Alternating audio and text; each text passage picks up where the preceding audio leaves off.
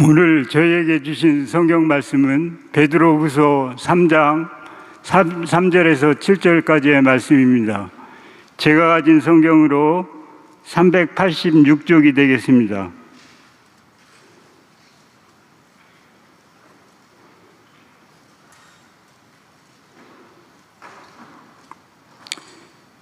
먼저 이것을 알지니 말세에 조롱하는 자들이 와서 자기의 정욕을 따라 행하며 조롱하여 이르되 주께서 강림하신다는 약속이 어디 있느냐. 조상들이 잔 후로부터 만물이 처음 창조될 때와 같이 그냥 있다 하니 이는 하늘이 옛적부터 있는 것과 땅이 물에서 나와 물로 성립된 것도 하나님의 말씀으로 된 것을 그들이 일부러 잊으려 함이로다. 이로 말미암아 그때의 세상은 물이 넘침으로 멸망하였으되 이제 하늘과 땅은 그 동일한 말씀으로 불사르기 위하여 보호하신 바 되어 경건하지 아니한 사람들의 심판과 멸망의 날까지 보존하여 두신 것이니라. 네, 기후위기는 지금 우리가 직면하고 있는 현실입니다. 피부로 체감할 수 있을 정도로 작금의 기후위기는 무척이나 심각한 수준입니다. 이에 따라 그리스도인들이 솔선하여 하나님의 창조 세계를 지키려는 노력이 필요합니다. 지난주 6월 첫째 주 주일은 우리 교단 총회가 제정한 환경주일이었습니다. 우리 교회는 오늘 저녁 찬양 예배를 창조보전 예배로 드리게 되었습니다. 창조보전 운동은 우리 삶에 직면한 기후위기 가운데 그리스도인으로서 마땅히 고민해야 할 과제입니다. 그런 의미에서 오늘 저녁 찬양 예배를 창조보전 예배로 드리며 다시금 마음에 결단하는 이 시간은 참으로 의미가 있습니다. 그렇기에 오늘의 설교자는 창조보전 운동에 있어서 선두주자이자 창조보전 운동의 황제라 불리는, 축구로 치면 창조보전계의 메시, 손흥민이라 불리는 분이 설교를 하셔야 할 텐데 아주 부족한 제가 창조보전위원회 지도교육자로서 있기에 이 자리에 섰습니다. 아주 부끄럽습니다. 말씀을 준비하면서 그러한 부담감을 가지고 준비하게 되었습니다. 이 설교를 하고 나면 설교자인 제가 과연 설교한 대로 실천할 것인지 지켜보는 이들의 눈길을 생각하게 되었습니다. 우리 가족들, 또 함께 생활하는 목사님, 전사님들을 떠올릴 수밖에 없었습니다. 그래서 말쟁이로만 그칠 것이 아니라 삶에서 실천하는 설교자가 되어야겠음을 몇 번이고 되뇌며 결단하였습니다. 오늘 이 자리에 모이신 모든 여러분께서도 꼭 창조보전위원회 위원이 아니시더라도 함께 동참하고 실천하고자 결단하는 시간이 되시기를 바랍니다. 실은 환경 문제는 이미 몇십 년 전부터 대두된 이슈였습니다. 아주 어렸을 적, 그러니까 거의 30년 전에도 오존층 파괴니 이산화탄소 문제니 하는 것을 학교에서 배웠습니다. 아직도 기억이 나는데 당시 주된 타겟은 어머니가 집에서 쓰는 헤어스프레이 혹은 샴푸와 린스였습니다. 환경오염의 주범이라면서 말이죠. 저는 마치 대단한 것을 깨달은 것처럼 집으로 달려가 어머니께 그렇게 말씀드렸습니다. 엄마, 스프레이 쓰지 마요. 샴푸 쓰지 마요. 지구가 아파요. 어머니는 제가 지금 어디 아픈가 하며 저를 쳐다보셨습니다. 어쨌든 이러한 환경 교육을 받은 세대가 장성하여 사회의 중심 세대가 되어가고 있습니다. 그럼에도 불구하고 여전히 현대사회는 환경보호운동의 적극적인 스탠스가 아닙니다. 기후 문제는 이전보다 더욱 심각해졌으며 단순히 헤어스프레이나 샴푸, 린스 등을 쓰지 않는 것만으로는 부족할 정도가 되었음에도 저를 포함한 대부분의 현대인들은 주어진 환경에 대한 부담감을 애써 외면하고 있습니다. 자신의 삶을 지키기도 팍팍한 현실 속에 지구의 아픔까지 돌아볼 여유가 없어 보입니다.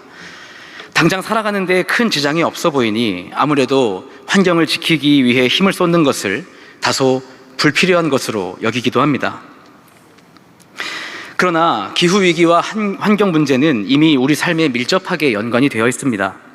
아까 영상에서 보셨듯이 작년 여름은 기록적인 폭염이었습니다. 정말 더웠죠. 이상고온이란 말을 많이 들어보셨을 겁니다.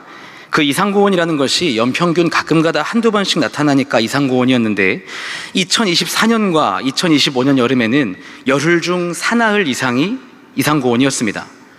이렇게 되면 아마 조만간 이상고온이란 말 자체가 없어질 겁니다. 지난 5월 뉴스를 보다가 이런 소식을 들었습니다. 올해 6월은 평균 기온보다 2, 3도 높은 이상고온 발생 일수가 평년보다 늘어날 확률이 60% 이상에 달한다. 쉽게 얘기해서 올해 여름이 작년보다 더 더울 거라는 겁니다. 그런데 이 이상기후가 우리 일상생활에 미치는 피해는 생각보다 디테일합니다. 자연재해는 뭐 당연한 것이고 그 외에 이야기를 해보자면 먼저는 우리의 생명과도 직결된 문제를 일으킵니다. 온열질환이라고 해서 고온 노출로 인한 수분 및 염분 손실 혹은 체온 조절 중추의 기능이 상실되어 열사병, 열탈진, 열경련, 열실신 등을 초래합니다. 폭염으로 인한 이 온열질환 환자 수가 2020년에서 2023년까지는 연평균 1,709명이었는데 2024년 한 해 갑자기 온열질환자 수가 2배 이상 껑충 뛰어 3,704명으로 집계되어 큰 충격을 주었습니다. 앞으로도 계속해서 더 많아질 예정입니다. 특히 어르신들께서는 올 여름 햇빛을 가릴 수 있는 모자와 양산을 꼭 구비하시고 무엇보다 자주 수분을 섭취할 수 있도록 물을 꼭 들고 다니셔야겠습니다. 또한 농업계통, 축산계통에서 종사하시는 가정들도 폭염에 의한 직접적인 타격을 받습니다.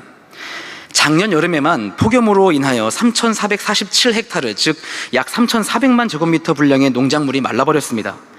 심지어 2023년 여름에는 가축 80만 8천 마리가 폭염으로 폐사하였는데 작년 여름에는 더욱 뜨거워진 날씨 탓에 168만 9천 마리, 즉 2배나 더 많은 가축이 폐사하였습니다. 농작물 값이, 고기 값이 오를 수밖에 없는 것은 당연합니다. 공급 면에서 인플레이션이 발생할 수밖에 없는 겁니다. 기후위기로 인하여 이처럼 밥상 물가는 앞으로도 지속적으로 오를 예정입니다. 게다가 하다 이제는 라면과 커피 같은 기호식품도 귀해질 겁니다. 라면과 커피를 정말 좋아하는데 너무나 슬픈 소식입니다. 다시 한번 동기부여로 가슴이 뜨거워지는데요. 그렇다면 여러분 가만히 있을 수 없지 않겠습니까? 온 국민이, 전 세계 지구촌 시민들이 합심해서 탄소 중립 실천하고 환경을 위해 힘쓰면 다시 되돌릴 수 있지 않겠습니까? 맞습니다. 약 82억 되는 온 나라 사람들이 각자의 자리에서 창조보존 운동을 실천한다면 기후위기는 반드시 완화될 것이고 아예 역전돼 버릴 수도 있습니다. 하다못해 우리나라 5천만 인구만이라도 노력한다면 현재의 상황을 충분히 통제할 수 있을 겁니다. 그런데 당연한 사실인데 왜 안 할까요? 왜 못 할까요? 내 실생활에서도 절실하게 체감되는, 심지어 내 지갑 사정마저 호소하게 만드는 이 말 그대로 절체절명의 기후위기를 왜 그냥 지켜만 보고들 있을까요? 여기서 우리는 나 하나쯤이야 라는 문장을 마주하게 됩니다. 참으로 심플한 한 줄이지만 이 작은 한 구절은 공동체를 무기력하게 만들고 무너지게 만드는 파괴력을 가지고 있습니다. 기후위기, 환경파괴 다 알고 있습니다. 각자의 작은 실천만으로도 놀라운 결과를 가져올 수 있다는 것 다 알고 있습니다. 그런데 문제는 나 말고 누군가가 하겠지 하는 아니란 생각으로 넘어가게 됩니다. 그러니까 나 하나쯤이야, 동참하지 않아도 된다고, 괜찮다고 생각하는 겁니다. 왜 우리 사회는 참으로 절실한 환경 문제에 있어서 나 하나쯤이야 라는 이토록 아니란 태도를 취하게 된 것일까요? 이를 조사한 앙케이트 결과가 있는데 가장 큰 2가지의 이유를 들 수 있습니다. 먼저 첫째는 행동경제학 견해로서 효능감의 결여를 그 이유로 들 수 있습니다. 쉽게 이야기해서 사람들은 자신의 행동이 즉각적이고 가시적인 결과로 이어질 때 지속적인 동기를 얻는데 탄소중립 실천이라는 것이 작은 행동으로 큰 결과를 얻게 되는 것은 맞으나 시간이 꽤 걸리는 편입니다. 또 막상 결과도 눈에 띄게 나타나는 편도 아닙니다. 그러니까 이러한 보상 지연이 사람들로 하여금 환경보호에 있어 무력감을 준다는 것입니다. 그러나 제가 작년 창조보존주일에 나 하나의 파워라는 제목으로 나의 작은 실천이 얼마나 큰 효과가 있는지 확실하게 말씀드렸었는데요. 혹 관심 있으시면 교회 홈페이지에서 당시 설교를 들으실 수 있습니다. 2번째 이유인데 오늘 설교의 주제가 됩니다. 바로 사회적 규범과 분위기가 생각보다 충분히 형성되지 않은 것을 그 이유로 들 수 있습니다. 무슨 말이냐? 만약 환경보호를 실천하는 것이 멋지거나 당연한 일로 여겨지는 사회적 분위기가 깔려 있다면, 그래서 주변의 대다수가 이를 강력하게 실천하고 있다면 그때부터 나 하나쯤이야 라는 것은 도리어 반사회적인 축에 속하게 되는 겁니다. 예를 들어 선을 보게 될 때 1등 배우작감이 외모나 연봉 등이 아니라 분리수거를 깔끔하게 하는 남자, 여름철 실내 적정 온도를 중요시하는 여자, 뭐 이런 분위기라면 누가 환경보호에 앞장서지 않겠습니까? 회사 취업 시 탄소 중립 실천 지수를 제정하여 가산점을 삼는다면 누가 환경보호를 실천하지 않겠습니까? 다소 우스꽝스럽게 들릴 수도 있겠지만 현재 지구의 건강 상태를 생각해 본다면 막상 필요할 것 같은데도 불구하고 여전히 우리 사회는 이를 우선순위로 두지 않습니다. 특히나 우리나라 사회는 다 하면 나도 해야 되고 다 안 하면 나도 안 해도 되는 그런 정서가 있다 보니 더욱 그렇습니다. 만약 누가 주변에서 환경 보호를 위해 탄소 중립을 위해 열심히 실천하고 있다는 것을 듣게 되면 어떻습니까? 그냥 오 대단하네 정도입니다. 그런데 그 정도면 차라리 괜찮지 이런 사람들도 있습니다. 참 유난이네, 전문가요, 그거 한다고 뭐 바뀌겠어? 그냥 살아, 어쩔 수 없어. 참으로 힘 빠지는 말입니다. 우리 사회 분위기 가운데 나 하나쯤이야 마인드가 성행하는 대표적인 이유가 사실은 여기에 있습니다. 이상하게 본인이 안 할 거면 말이라도 말지, 괜히 잘하고 있는 남한테 가서 그거 해서 뭐가 됐으면 진작 됐겠지, 쓸데없는 데다가 힘 빼지 마, 이럽니다. 나도 안 하니까 너도 하지 마, 이런 분위기가 조성된다는 겁니다. 초등학교 한 2, 3학년 때의 에피소드입니다. 제가 다녔던 모교회는 매년마다 전교인 단합대회로 한라산 등반을 꼭 한 번씩 갔습니다. 요새야 즐길 거리가 많아졌지만 이전에는 제주 사람들은 어디 갈 데 없으면 한라산이나 가자였기 때문에 자주 갔었습니다. 저는 어머니 따라 함께 갔었는데 가면 저처럼 따라온 친구들이 있어서 엄마는 친한 집사님 권사님들하고 같이 올라가시고 저는 또래 친구들하고 같이 등반을 했습니다. 그 친구 중에 하늘이라고 하는 친구가 있는데 그 친구 이야기를 잠깐 들려드립니다. 이름에서 풍기듯 참으로 착하고 올바른 친구였습니다. 그날따라 함께 산을 오르는데 이 하늘이라는 친구가 자꾸 뭘 이렇게 주우면서 올라가는 겁니다. 뭐라 막 중얼중얼 하면서 말이죠. 그래서 이제 뭐 하나 싶어서 봤더니 아이고 우리의 자연을 지켜야 되는데, 우리 한라산을 지켜야 하는데 하면서 쓰레기를 주우면서 올라가고 있는 겁니다. 그 모습이 얼마나 웃기고 재밌던지 저희가 막 그랬습니다. 야 하늘아, 너 뭐하냐? 너 환경미화원이냐? 너 진짜 웃기다. 조롱하고 비웃었습니다. 그런데도 그 친구는 아랑곳하지 않고 계속해서 아이고 우리 자연을 지켜야 되는데, 우리 한라산을 지켜야 하는데 하면서 긍휼 가득한 표정으로, 내장에 통증이 오는 것 같은 그 표정으로 쓰레기를 계속 줍는 겁니다. 저희는 한참 깔깔거리고 웃고 있는데 그때 뒤에서 머리 노랗고 피부 하얀 외국인이 다가와 하늘이라는 친구를 보면 막 감탄을 금치 못하는 겁니다. Oh, Korean children, wow, you good, you very good, wow. 뭐 말을 더 했겠는데 기억은 잘 안 납니다. 당시 안 그래도 외국인이 신기한 나이였는데 외국인에게 칭찬받는 모습을 보니 괜스레 부러웠습니다. 연이어 오시는 교회 어른들도 하늘이를 보면서 같이 칭찬을 해주시는 겁니다. 아이고 우리 장집사님네 아들 참 대단해, 참 훌륭해. 심지어 어떤 모르는 등반객은 그 모습이 너무 예쁘다며 용돈까지 쥐어주시는 겁니다. 순식간에 일어난 이 일련의 일들을 가만히 지켜보던 저와 제 친구들은 서로 잠시 눈빛을 교환한 뒤 아이고 우리 자연을 지켜야 되는데, 우리 한라산을 지켜야 하는데 하며 같이 쓰레기를 줍기 시작했습니다.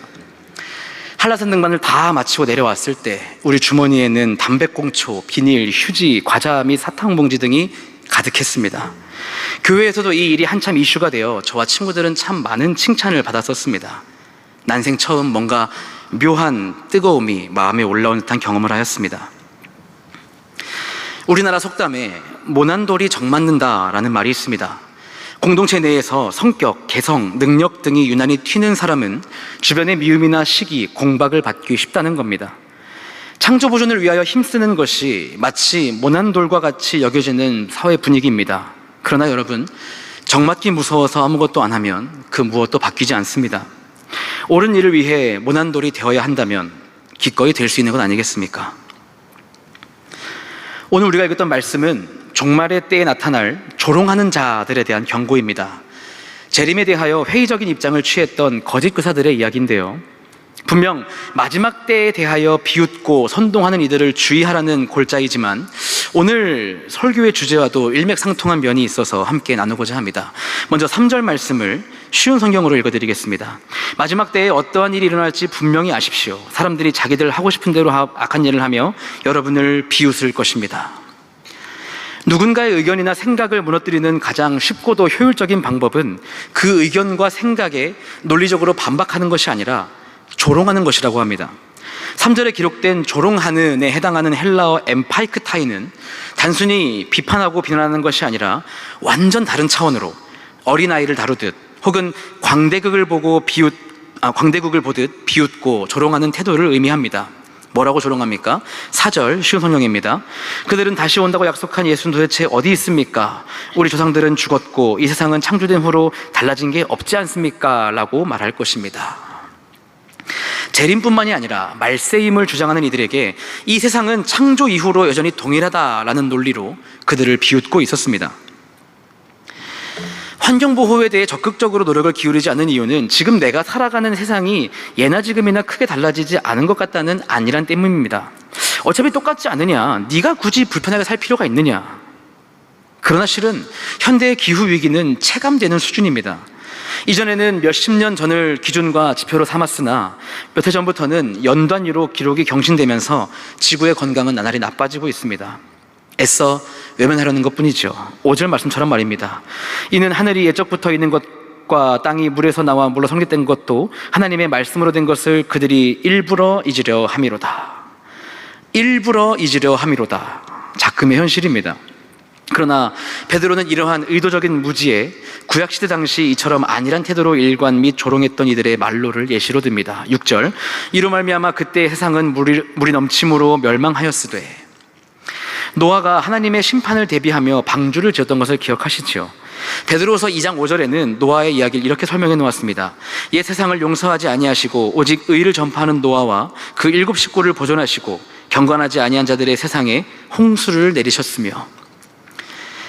전통적인 해석으로는 산에서 배를 만들고 온 노아를 마을 사람들이 조롱하고 비웃었으나 노아는 그들에게 하나님의 의로우심을 외쳤다고 합니다. 끝까지 듣지 않았던 것은 그들의 책임이었죠. 베드로는 교인들에게 이 노아의 실례를 근거로 이러한 세상의 조롱과 비웃음 가운데서도 어떠한 신앙적 태도를 보여야 한다고 가르쳤습니까? 7절 말씀입니다. 이제 하늘과 땅은 그 동일한 말씀으로 불사르기 위하여 보호하신 바 되어 경건하지 아니한 자들의 심판과 멸망날까지 보존하여 두신 것이니라. 여기 보호하신 바 되어 보존하여 두신으로 번역된 헬라어 테사우리조는 쌓아두다, 저장하다의 의미를 가지고 있습니다. 세상이 무너지지 않고 유지되는 이유는 정말 태초부터 바뀐 것이 하나 없이 안전하기 때문이 아니라 단순히 하나님께서 심판의 날을 위해 잠시 쌓아두고 기다리시는 중이기 때문입니다.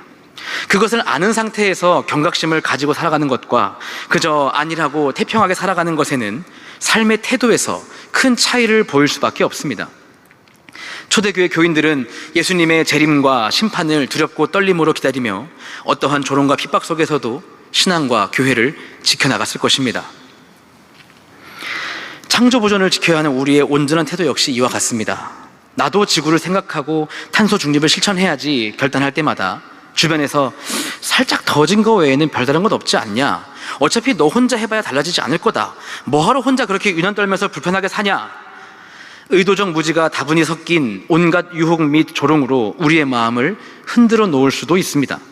그러나 특별히 우리 믿는 사람들은 하나님의 창조 세계를 지키는 것에 더욱 사명감을 가지고 나 하나쯤이야가 아닌 나 하나부터의 마음과 태도로 살아가야 합니다. 거창한 것을 생각하면서 부담 가지지 않아도 좋습니다. 정말 작은 실천부터 시작하면 됩니다. 그래서 이 시간은 어떻게 하면 우리가 우리 각자의 삶의 자리에서 소소하게라도 창조보존운동에 쉽게 동참할 수 있을지 고민해보고자 합니다. 특별히 쓰레기라고 하는 테마를 가지고 이야기해보려 합니다. 삶에서 쓰레기가 생기는 것은 불가피한 일입니다. 어쩔 수 없습니다.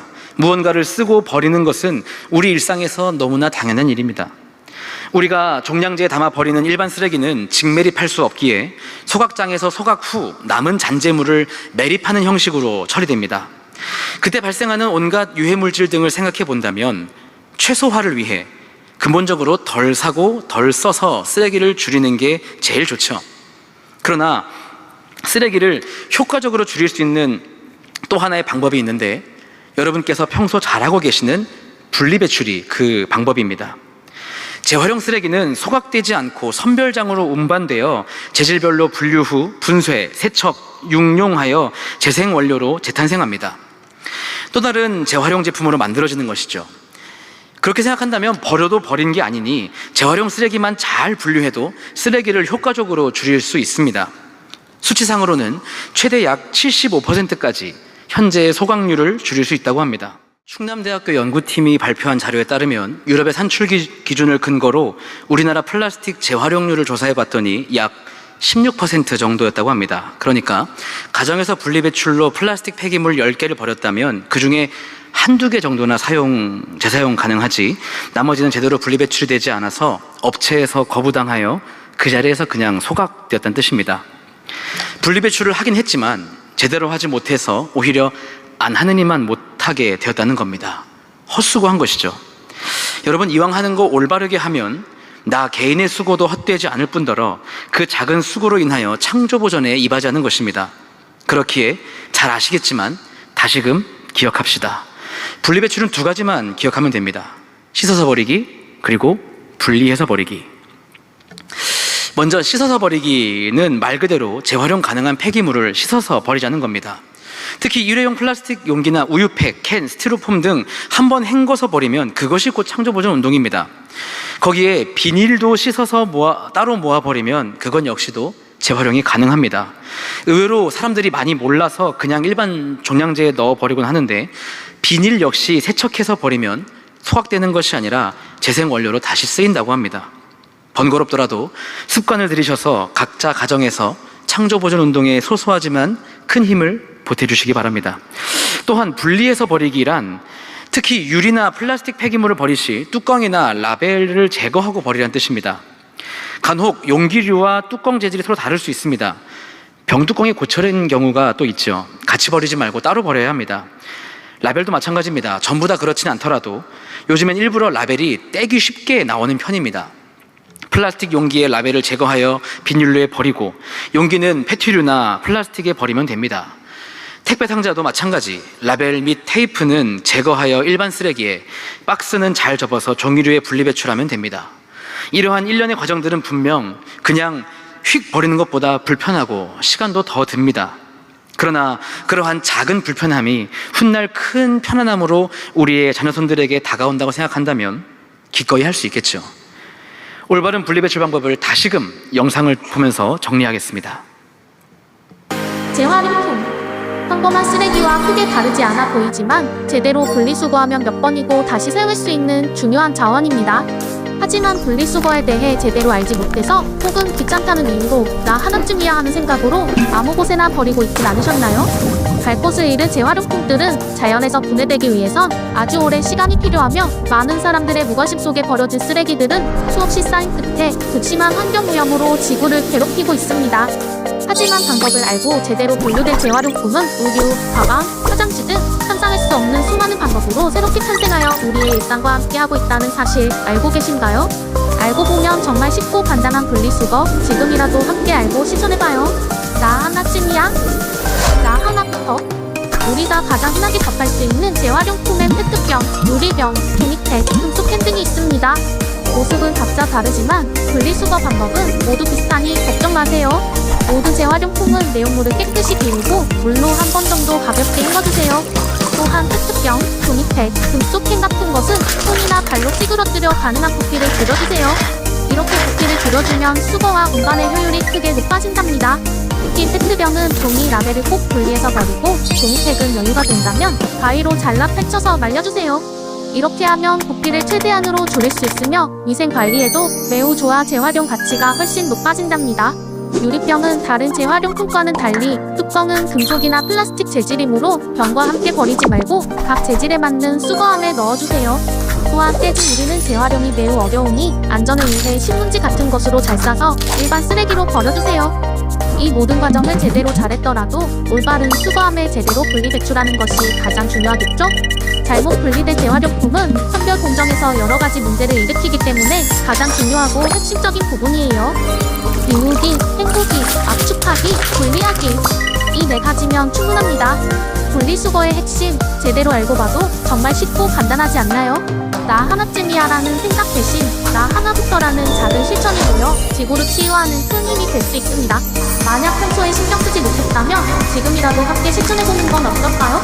재활용이라는 이름의 작은 힘을 모으고 모아 건강하고 밝은 미래를 향해 함께 나아가요.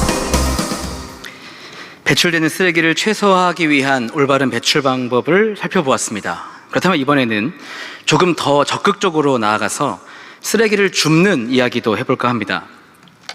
올해 우리 교회는 전도에 포커스를 맞추어 여러 전도 행사를 진행하고 있는데, 그중 지난 4월에 각 교구별로 실시한 전교인 플로깅 전도를 기억하실 겁니다. 저희 창조보전위원회에서는 위원장님을 비롯한 위원님들께서 집게, 장갑, 젓가락, 비닐 등을 꾸려서 플로깅 키트를 제작하여 각 교구마다 준비해드렸습니다. 1차적으로는 전도의 행사를 돕기 위함이었으며 2차적으로는 플로깅이라는 창조보존 운동을 실천을 지원하기 위함이었습니다. 저희 5교구는 성성호수공원을 돌며 플로깅 전도를 진행하였습니다. 성성호수는 생각보다 깨끗했습니다마는 그래도 모아보니 큰 비닐 하나가 다 찼습니다. 보니까 다른 교구는 두세 비닐 꽉 차게 가져온 것도 있더라고요. 그만큼 쓰레기 문제가 심각했다는 겁니다. 저는 쉬는 날이 되면 아이들을 데리고 이것저것 다니는데 호수, 하천, 산, 공원 등을 막론하고 어디를 갈 때마다 버려진 쓰레기가 항상 눈에 띄었습니다. 저희 첫째 아들은 자칭 지구지킴이이기 때문에 그러한 광경을 볼 때마다 혼자 막 뭐라고 합니다. 사람들이 쓰레기를 함부로 버렸다고, 지구가 아파한다고 안타까워했습니다. 오히려 무딘 마음으로 보고 있던 제가 부끄러웠습니다. 여러분은 길을 걷다가 바닥에 버려진 쓰레기를 주워보신 경험이 있으십니까? 저는 돈인 줄 알고 주웠다가 병뚜껑이었던 기억 외에는 평소 어디를 다니면서 길가에 쓰레기를 잘 줍지는 않았던 것 같습니다. 우리 교회 부지 내에서 아니면 이전에 살던 그 아파트 단지 내에서 쓰레기가 있으면 즉시 줍긴 했지만 그냥 평소 어디를 가다가 쓰레기를 주운 경우는 극히 드뭅니다. 내 집 앞이니까, 내 집 앞이 아니니까, 내가 생활하는 환경이 아니니까 별로 내키지 않은 겁니다. 그런데 만약 나 한 사람이 가볍게 길가에 쓰레기를 주우면 어떤 일이 일어날까요? AI에게 한번 물어봤습니다. 나 한 사람이 일주일에 쓰레기를 1kg씩 주우면 어떻게 될까? 매주 1kg씩 1년 동안 꾸준히 플로깅을 실천하여 연간 약 50kg의 쓰레기를 수거한다고 가정했을 때 우리가 체감할 수 있는 효과는 생각보다 대단합니다. 일단 페트병 500ml짜리 폐기물은 쪼개지면서 수만 개의 미세 플라스틱 조각으로 바뀌어 토양과 하천으로 유입되는데, 나 한 사람이 매주 플로깅을 하며 페트병도 하나씩 주우면 연간 약 5천만 개에서 1억 개의 미세 플라스틱 조각이 환경을 오염시키는 것을 원천봉쇄할 수 있습니다. 나는 그냥 길을 걷다가 버려진 플라스틱 물병을 하나 주웠을 뿐인데 내가 살고 있는 곳의 토양과 수질을 지킬 수 있다는 겁니다. 게다가 전체 쓰레기 중에 약 40%를 플라스틱 폐기물이라 가정할 시, 그리고 그 플라스틱 폐기물을 적절하게 재활용 및 소각했다고 할 시, 자연 상태에서 분해될 때 발생하는 메탄가스나 오염물질을 줄일 수 있습니다. 폐플라스틱을 길거리에서 방치하는 것보다 수거하여 처리하면 연간 약 150kg의 이산화탄소 배출을 억제하는 효과가 있다고 합니다. 이것은 30년생 소나무 약 20그루가 1년 동안 흡수하는 탄소량과 맞먹습니다. 그러니까 간단히 산책하며 쓰레기를 줍다가 보니 플라스틱도 줍고, 또 주운 거를 올바르게 분리배출했더니 나 혼자 작은 숲 하나를 만들게 되는 겁니다. 일부러 종량제 봉투 들고 다니고 집게 들고 다니고 할 필요가 없습니다. 그냥 길을 가다가 굴러다니는 쓰레기 하나만 주워도, 페트병 하나만 주워도 나의 작은 허리 숙임이 내가 밟고 사는 땅을 지키고 내가 호흡하는 숨을 지키며 내가 바라보는 하늘을 지키게 되는 것입니다. 가벼우면서도 묵직한 창조 보존 운동입니다. 이 정도면 해볼만 하시죠? 이 시점에서 여러분에게 소개해드리고 싶은 공동체가 있습니다. 여러분, 두정동 일대를 기점으로 우리 교회와 가까운 지역에서 매주 목요일 점심시간마다 산책을 하면서 쓰레기를 줍는 프로젝트를 진행하는 분들이 있다고 하십니다. 영상을 통해서 한번 보시겠습니다.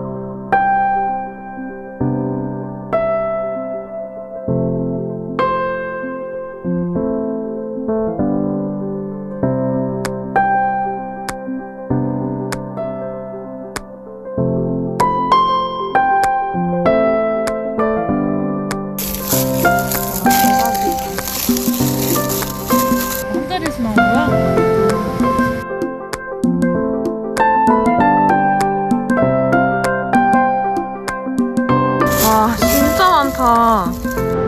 훨씬 깨끗한 모습. 그래도 어디 가요?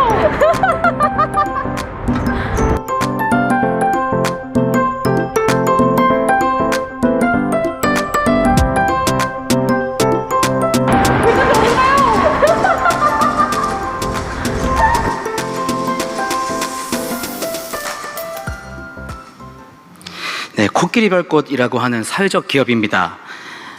매주 목요일마다 어린이, 중고등학생, 청년, 성인 등 다양한 연령층과 함께 플로깅을 하는 점심 먹고 프로젝트를 진행합니다. 환경에 대하여 직접적으로 강의는 물론 적극적인 SNS 활동으로 환경에 대한 많은 관심과 참여를 유도하고 있습니다. 리사이클링 제품을 멋지게 만들어서 전시도 하고 장애인 대상으로 다양한 환경 활동도 겸하여 진행하고 있습니다. 더 설명할 수 없을 정도로 자연을 위해 많은 일들을 감당하고 있는데 제일 중요한 것은 이 코끼리별꽃의 대표가 우리 교회 성도님이십니다. 당연히 우리 창조보전위원회에 소속이 되어 있으시고요. 이처럼 하나님께서 지으신 세상을 지키기 위해, 우리가 살아가는 이 땅을 지키기 위해 보이는 곳에서 보이지 않는 곳에서 수고하는 이들이 있습니다. 우리 역시도 이를 위하여 함께 땀을 흘려야 하지 않겠습니까? 사랑하는 여러분, 창조보전운동은 예배입니다. 오늘부터 결단하고 실천합시다.